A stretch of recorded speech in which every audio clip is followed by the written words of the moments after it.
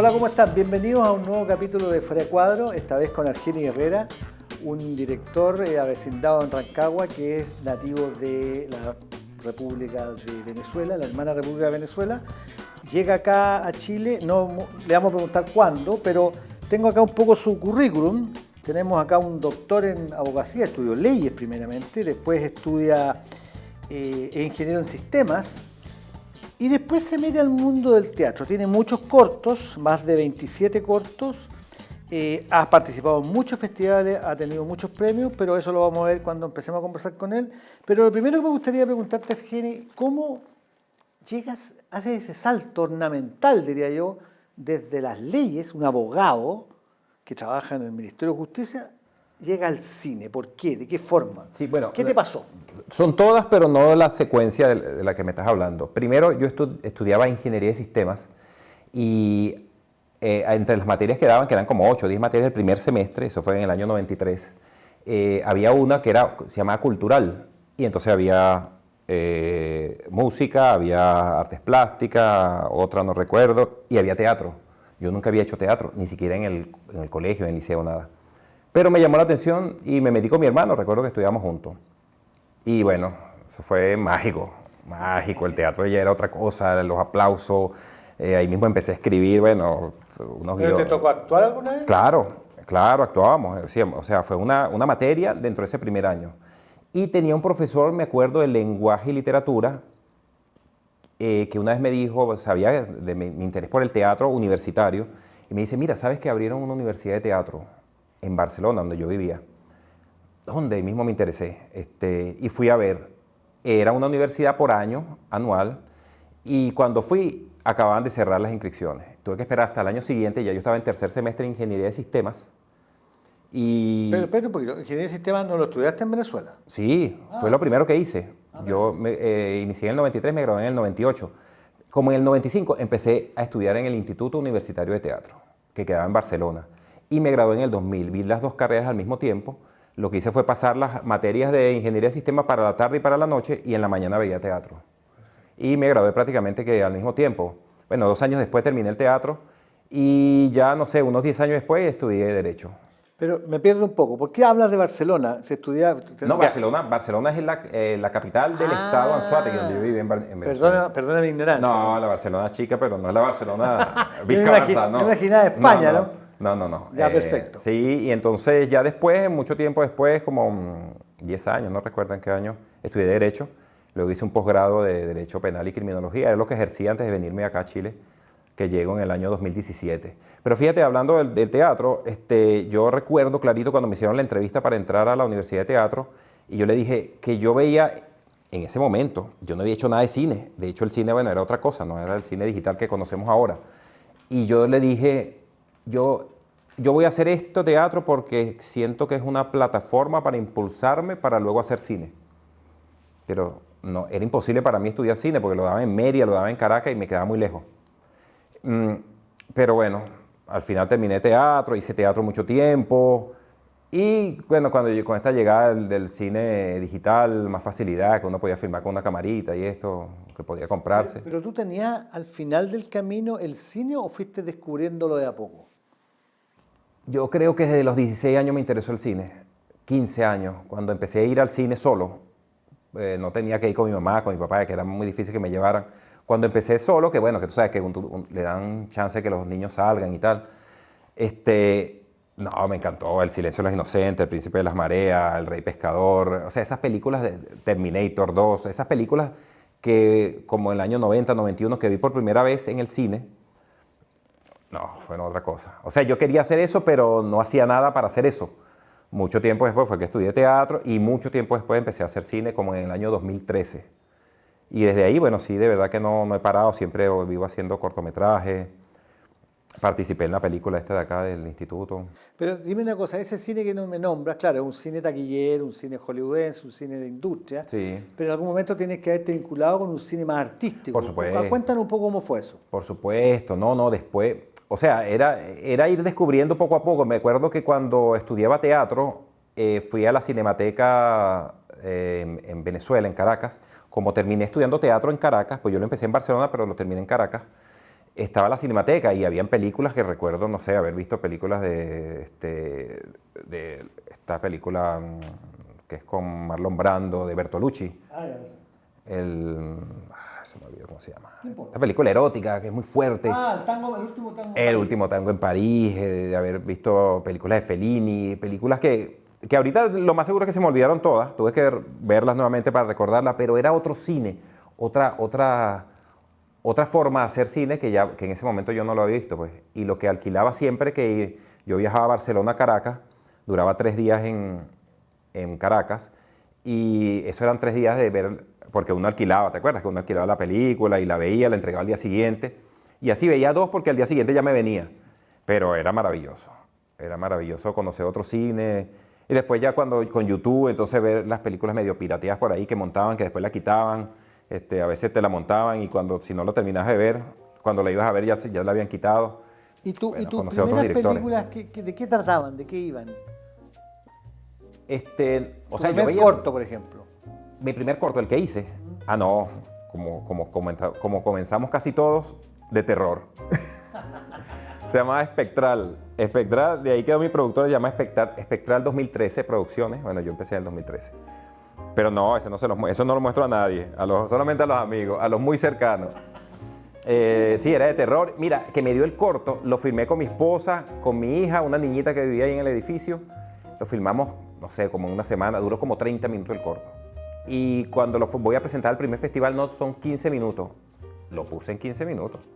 O sea, para que tú veas como uno filma así a lo loco. Pero no, yo no tenía ningún conocimiento absoluto, no tenía conocimiento de planos, ni de iluminación, ni de guión. Bueno, el guión lo que había estudiado en teatro, pero es otra cosa, pues. De hecho, no hice guión, solamente le iba diciendo y bueno, filmamos así, enviamos el corto, quedó en el primer festival regional, una maravilla para mí.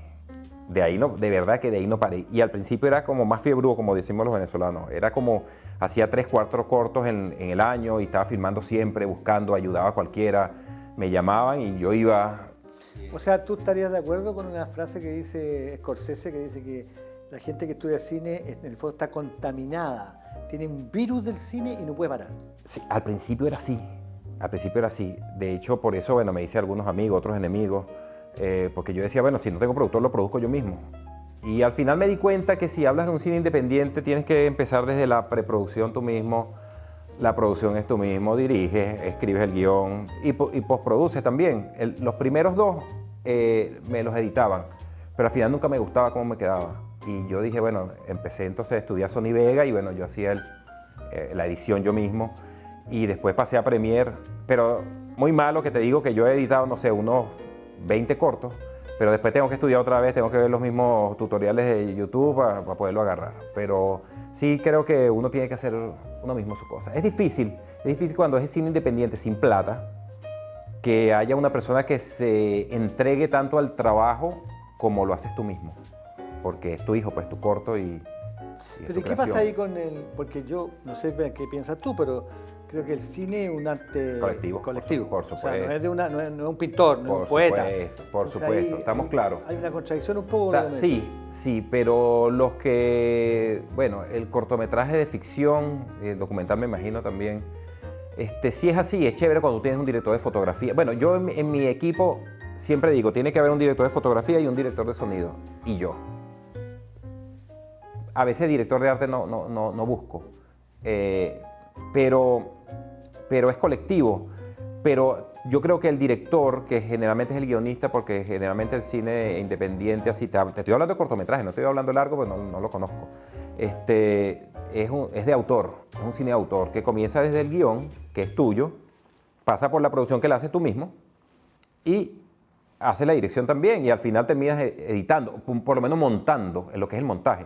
Claro, no te digo que la corrección de color sí he buscado personas que lo hacen, lo que es el sonido también, la edición de sonido, pero en los 3 procesos principales de lo que es la producción cinematográfica, siempre estoy allí. Bueno, esa es la teoría del cine de autor francés, porque el cine americano de grandes productoras, el cine de producción es otra cosa. Es que yo creo que con plata sí podría funcionar, pero como hacemos cine siempre sin plata, es la forma. Bueno, es la forma que yo he trabajado. No hay otra. No hay otra. Oye, y cuando llegas a la Universidad de O'Higgins, al instituto, ¿cómo fue esa experiencia? Bueno, Dios como que me pone también en el sitio, porque tampoco era tan fácil estudiar cine acá, ¿no? Y la habían abierto en el 2016, yo llegué al 2017, pero llegué como muy de pega siempre, siempre trabajando, no sé, 10, 12 horas al día. Y si bien me enteré, yo creo que me enteré como en el 2018, con un taller que hicieron en Pichilemu, que llevaron a 3 profesores de fotografía, sí. Y ese lo hice. Escribí un guión y al final era como para montar 2 guiones y uno de ellos fue el mío. Hicimos como una especie de teaser de 2, 3 minutos, que después ese corto, llamado Memorias en 3 colores, al principio no se llamaba así, pero ese corto lo hice. Lo hice y mira, es el corto que en más festivales ha participado, como en 70 festivales participó. Eso, yo creo que tiene un récord Guinness ahí, ¿eh? Ese lo hice acá. 70 festivales de un cortometraje. Por lo menos el récord Guinness mío. Claro, exactamente. Sí. Y ese después lo hice acá, ya en el instituto. Cuando conocí el instituto, que fue por ese taller, por esos talleres, creo que al año siguiente entré, que fue en el 2019.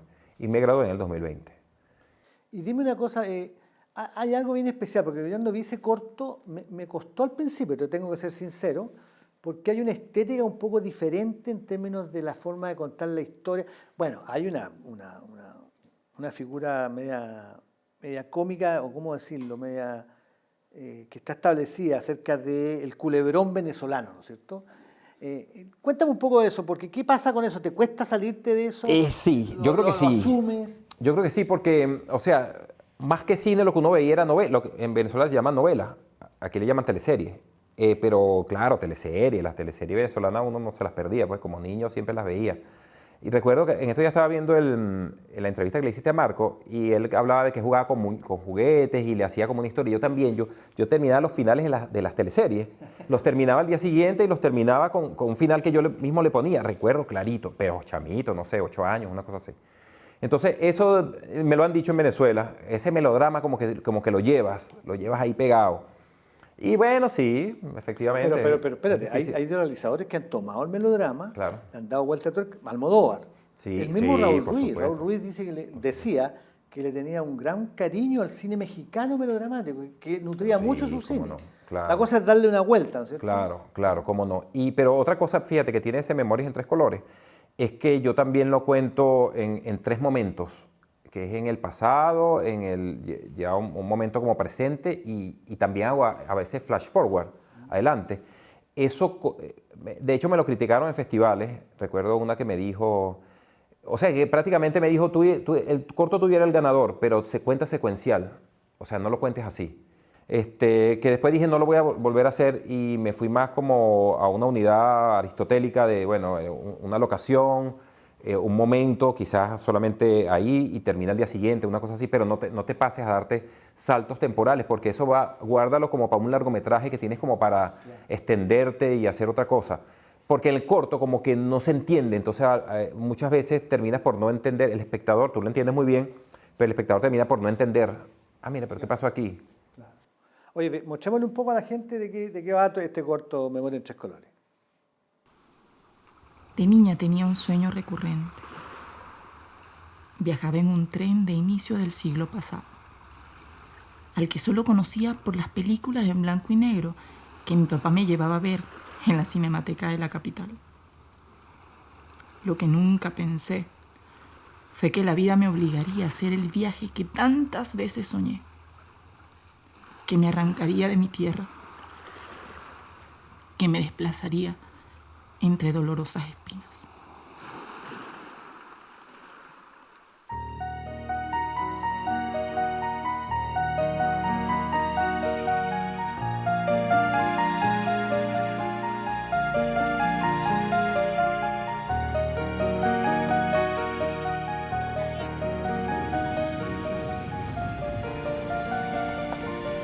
Se reitera que el desembarque del vuelo 1606, procedente de Caracas, Venezuela, será realizado por fuerza número 1.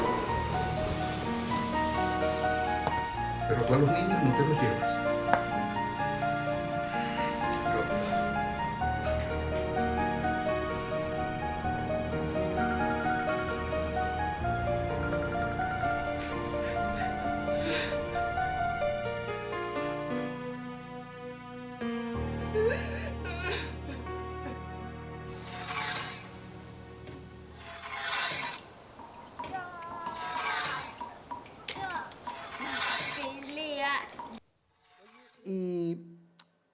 largo. ¿Has pensado alguna vez en un largo? ¿Viene para adelante un largo? Sí, claro que sí. Bueno, mira, las veces que he tratado de escribirlo me han dicho que no he ganado las convocatorias. Pero sí, ojalá se pueda.